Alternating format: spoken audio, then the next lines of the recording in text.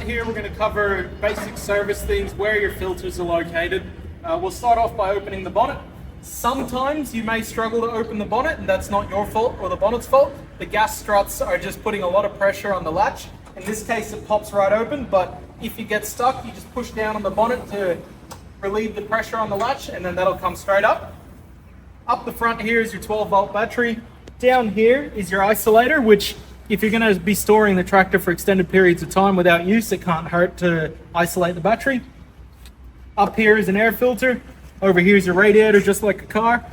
If you're going to top up the coolant, make sure that the tractor is dead cold and you have not operated, because you run the risk of burning yourself. This is under pressure also. Down the front here, you've got your fuel water separator, which says what it does in its name. So it separates fuel from water. If you get a bad batch of fuel, you just unscrew a cap that's located at the bottom of this filter. You just unscrew it, any water in the fuel should come out. Just behind it is your oil filter, and up the back there, which I'll show you in just a second, is the primary fuel filter. Now, if your tractor has been sitting for a while, or you've picked up air in the fuel tank because you've run the tank a bit too low, there is a primer pump here, which you can pump a dozen times, or 10 to 15 times, after you've cracked this bleed nut here.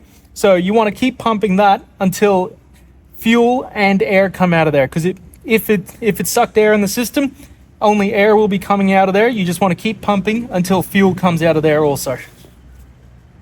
So most of the things I'm going to show you on this side of the tractor are outside the scope of what you will do, but it just gives you a visual reference for what you're looking at in the engine bay. Up the front here is your alternator, which is what charges the battery when the tractor is running. Down here is a power steering pump. Back here is your hydraulic pump for the hydraulics on the tractor. Down here is the starter motor hooked up to the flywheel. And right up the top is your power steering reservoir, which you can top up power steering fluid if you feel like the power steering system is laboring or there's no resistance whatsoever. If you ever need to check the oil on the tractor, it's very simple. It's just behind here, next to this fuel water separator. You just pull that dipstick out and check it like you would any other vehicle. Lastly, with this tractor, on your front axle here, the fill point / breather are built into one. So you just undo that nut there. That becomes your fill point for the breather.